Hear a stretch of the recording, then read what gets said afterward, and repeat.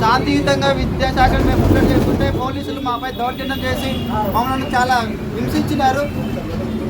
ఈ సందర్భంగా నేను తెలియజేస్తుంది ఒకటే, రేవంత్ అన్న మా బాధలను అర్థం చేసుకోండి, మాకు అనుకూలంగా పరిపాలన చేయండి.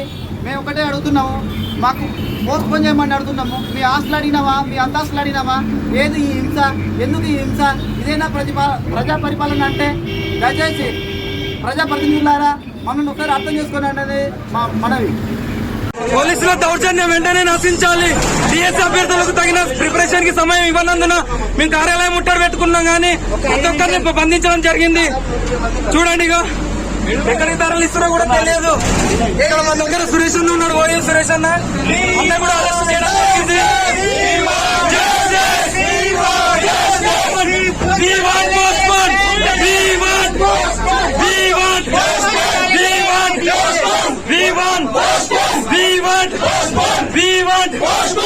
We want DSC postpone. We want DSC postpone. We want DSC postpone. DSC ni ventane. DSC ni ventane. DSC ni ventane.